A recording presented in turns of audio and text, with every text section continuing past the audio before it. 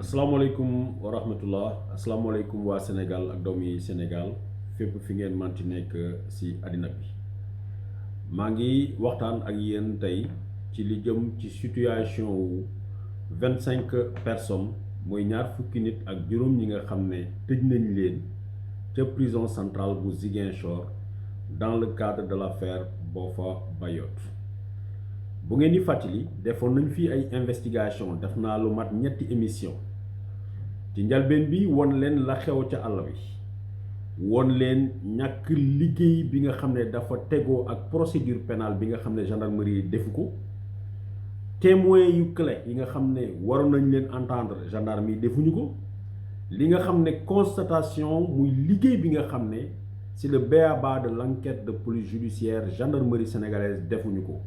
ñu basé wu ci ay audition ak ci ay dénonciation simple jàpp ay nit lu mu toll ñaari fukki nit ak juróom benn dugal leen ca kaso ba depuis janvier 2018 booba ak léegi ñaari at ak juróom benn weer weesu na nit ñi ñu ngi xaar ñu bàyyi leen walla ñu àtte leen waxoon naa leen ci épisode yi nga xam ne développé naa ko consacré ko Boffa ni leen ñu ci bari xamuñu dara la xew ca li jëm ci reye yi am na ñu ci bari sax ñoo xam ne àll boobu ñu rey nit ñi fekkewuñu ko su ngeen duggee ci épisode yi passé techniquement expliqué naa leen mais li tax ma def tey vidéo bi mooy de plus en plus ab drame ab lu metti mu ngi tegu ci nit ñooñu nga xam ne ay innocent lañu ci sama conviction la ñu dugal ci kaso bi te luy metti mu ngi dal seen kaw expliqué naa leen ki nga xam ne mooy le chef Seny Sané 81 ans malgré tout su ngeen xoolee ci vidéo yi ñu nekk ci biir Kéwoulo consacré à Boffa di ngeen ko gis dugal nañ ko ci kaso bi ba mu dee foofu naka noonu am na ñi nga xam ne ñu ngi ci tànk boobu coronavirus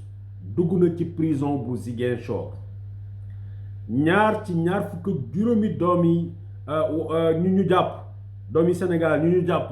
ci tuumaal leen ni dañoo bokk ci rey yi ñaari nit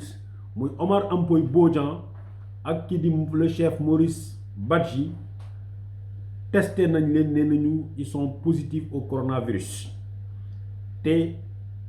situation sanitaire ndëgëm situation sanitaire réew mi dëkk bi yëpp moo lëmbee imaginez situation sanitaire prison bu Ziguinchor am na prisonniers yoo xam ne ne nañu génne nañ leen yóbbu leen ci yenn hôpitaux yi pour faj leen mais ñaar ñi nga xam ne dañu bokk ci affaire ci dossier wu Boffa Bayotte nanguñu leen na may ñu génne leen yóbbu leen ci hôpitaux yi faj leen dañ leen bëgg a maintenir en prison ñu nekk ak yeneen prisonniers ci biir prison bi ñu ner leen faj ak coronavirus surtout bi ñu xamee jàngoro bu très contagieuse la ak surpopulation carcérale bi nga xam ne moom la ñu amee ci prison wu Sénégal Maurice Badji ak Ampoy Bodian Omar Ampoy Bodian wax na ko te ay témoignages yu bari wax nañ ko nit la boo xam ne fekkeewul bi reyee di am xamu ci dara biir ci reyee yi li ko ca dugal mooy dafa def ci biir na émission yi ko journaliste yi laaj wàllum MFDC ci lii mu ne MFDC bokku ci mais mu xamal armée yi ni MFDC dina taxaw jàmbaarloo ak armée bu ñu nar a attaqué camp MFDC lii mooy déclaration bi tax ñu arrêté Omar Ampoy Bodian mais Omar Ampoy Bodian baax na ci sénégalais ñu xam tamit liggéeyu médiation yu extraordinaire li nga xam ne mu ngi koy liggéey depuis ay at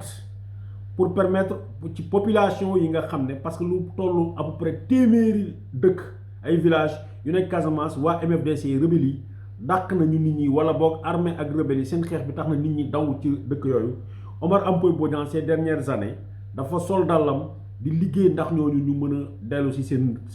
dëkk yi dafa jóg nekk tampon diggante MFDC ak population yi pour jàmm am médiateur boobu koo xam ne kenn mënu la wax ni Omar Ampoy Bodian même bu fekkee ne dafa am sympathisant MFDC la chargé de mission la mësut a jël fetal mësut a bokk ci benn xeex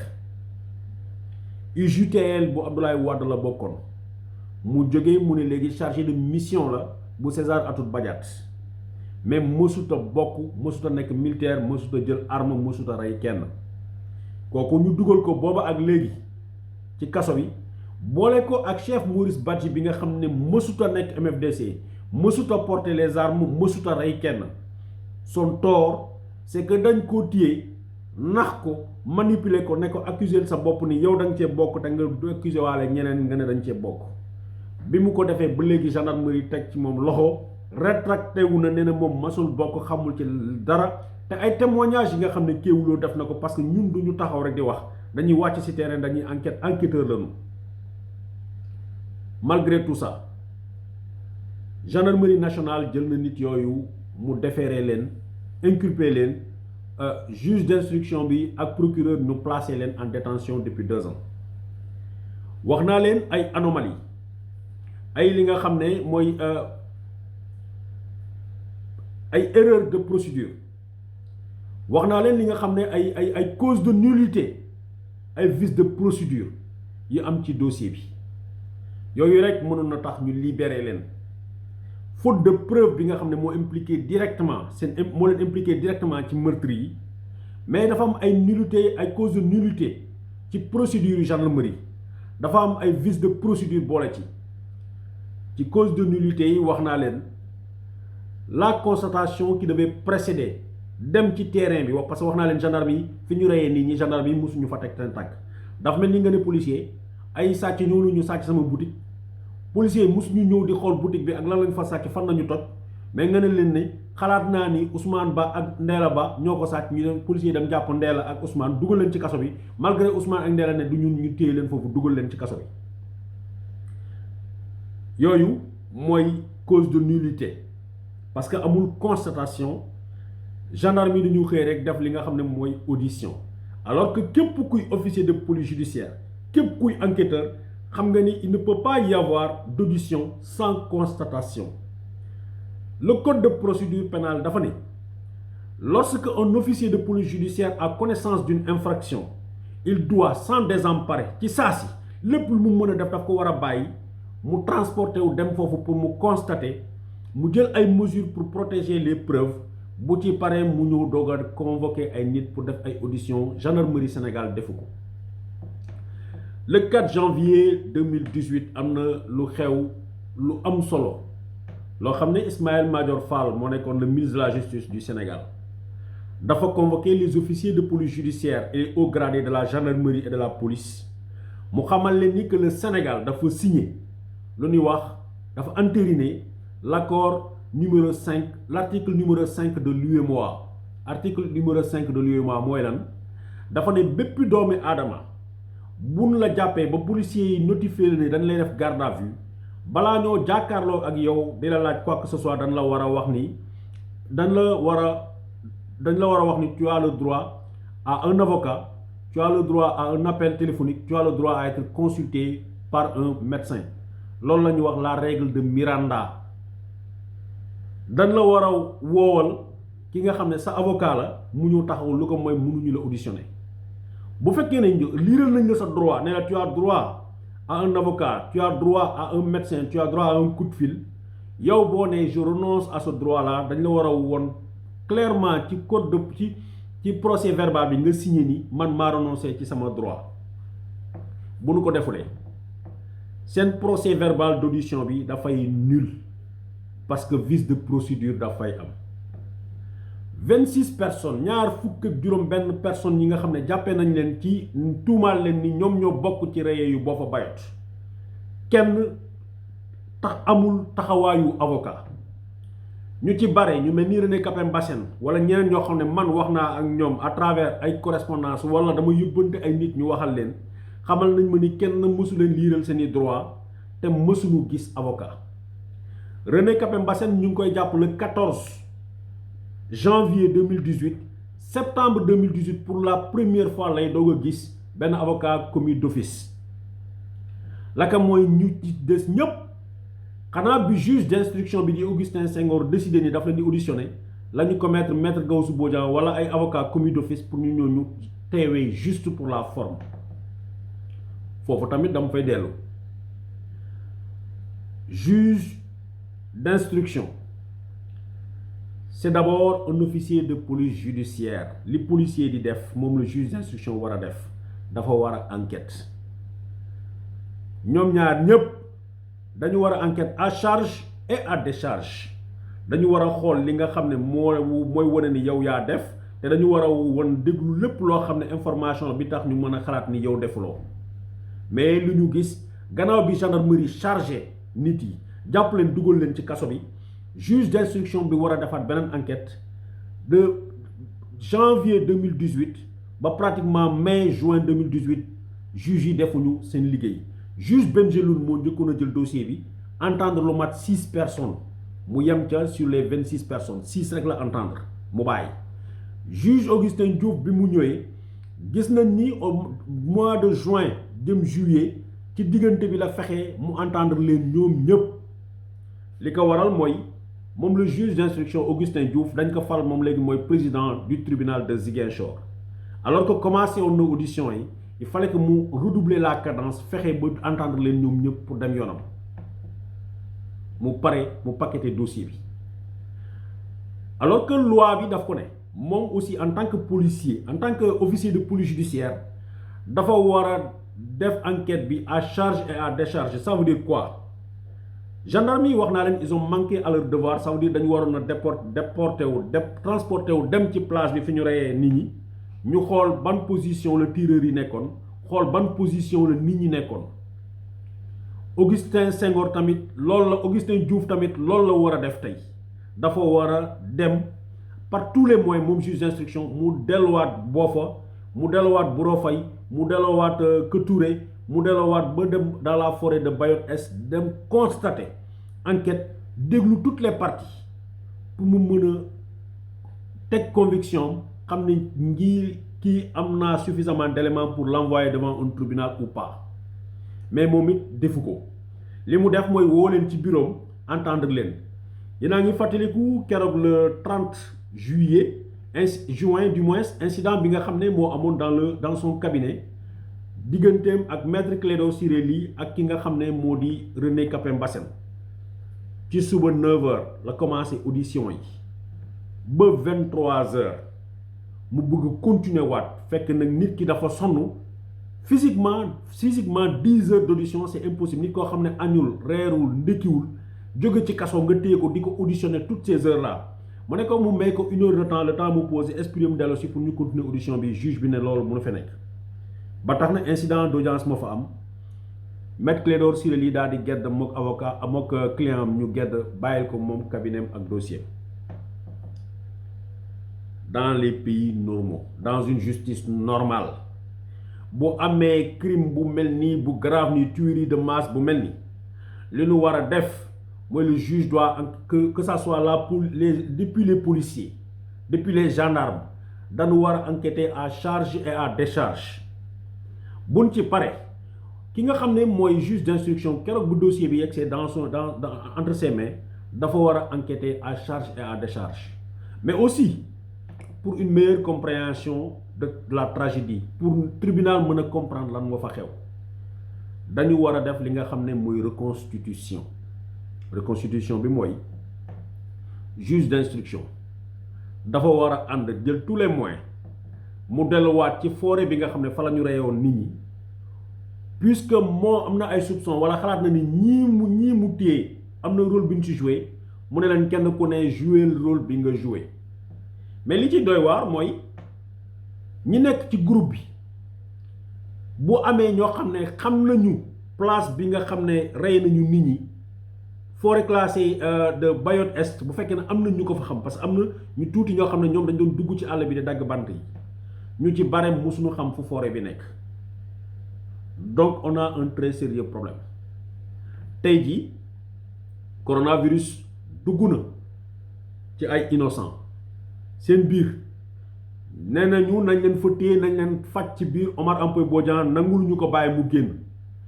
kii di Maurice Bassène nanguñu ko mu bàyyi ñu génn et il y a 25 personnes qui sont dans cette situation au-delà de toute la population carcérale. J'aimerais attirer l'attention de l'opinion nationale et internationale sur le danger que courent ces gens-là. nii nee nañu defuñu ñi amuñu benn preuve matérielle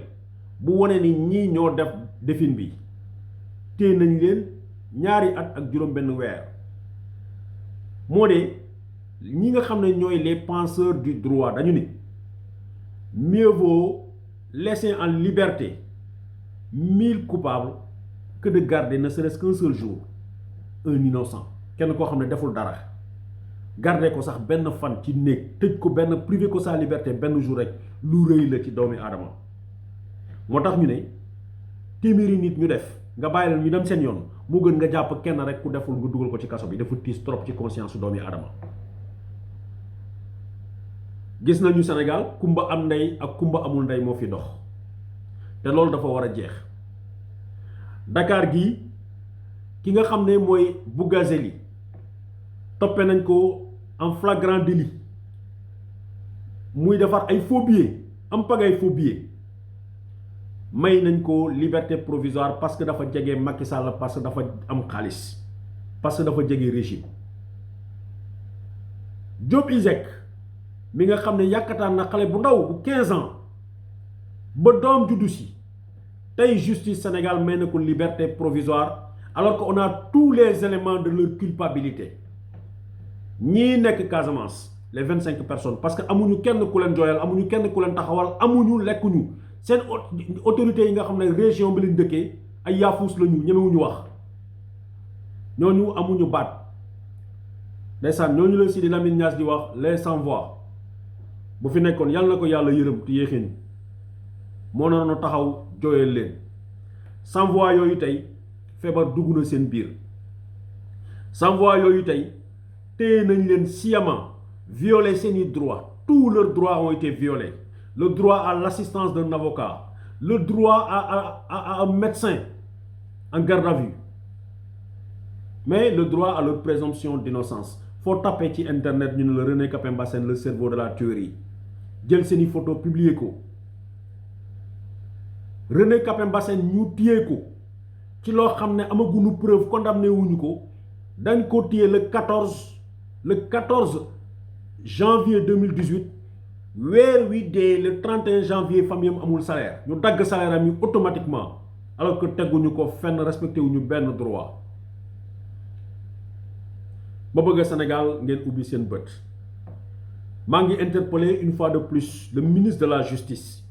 maa ngi interpellé une fois de plus ki nga xam ne mooy président de la république bu la yàlla tànnee ci 16 millions de personnes ne la yaay njiit fexeel ba sa gouvernance dëgg rek lal ko parce que ce qui se passe waxoon naa leen ko plusieurs reprises ci 25 personnes yi nga xam ne ñu ngi ci kaso bi à peu près 10 personnes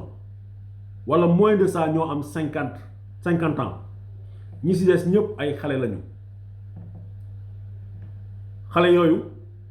waruñu créer un sentiment d'injustice ci seen xel waruñu leen gëmloo ni Sénégal faalewu leen waruñu leen gëmloo ni nañ leen jaay doole parce que Casamance ngeen dëkk parce que du ngeen dara waruñu def loolu déjà la région bi elle est à feu et à sang parce que bu ñu may MFDC mu am argument bu mu leen di wax ni lii laa leen doon wax bu ngeen nekkoon ay wolof bu ngeen nekkoon ay xale Dakar kenn du leen teg lu ñu leen teg te teguñu ko fenn waruñu nangu loolu état de droit ça doit s'appliquer à tout le monde ça doit s'appliquer à Diop Iseg ça doit s'appliquer à Bougazelli ça doit s'appliquer à René Capain Bassène ça doit s'appliquer à Omar Ampoy Bodian ay innocent lañu yoo xam ne gëm nañ ni duñu daw duñ dem fenn épidémie pandémie bi dugg na ci hôpitaux yi ci prison bi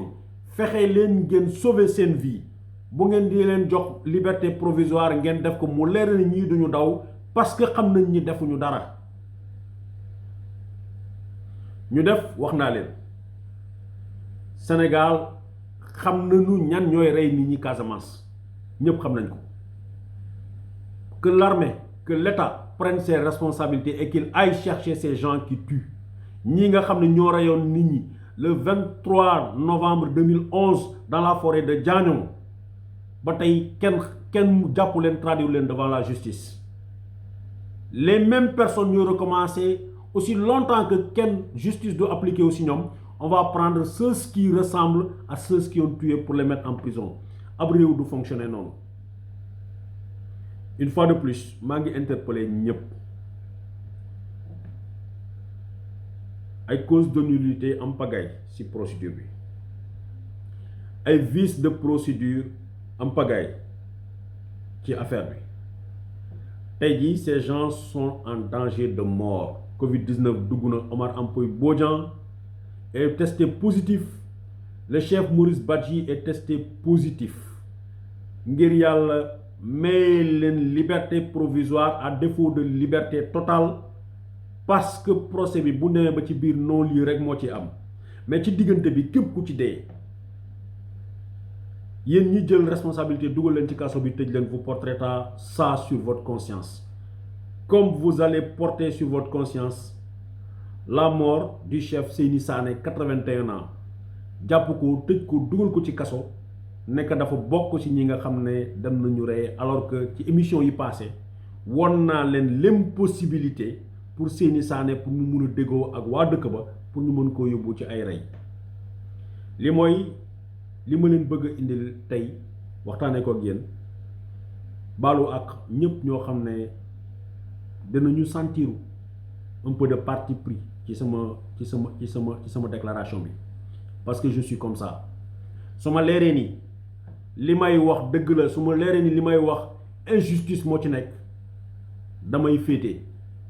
looloo tax ma féete ci cadre 25 personnes yi nga xam ne du ma leen wax 25 sax 26 personnes yi nga xam ne injustement lañ leen jàppee dugal leen ci kaso bi tëj leen tuumal leen loo xam ne fekkewuñu ko xamuñu ko jërëjëf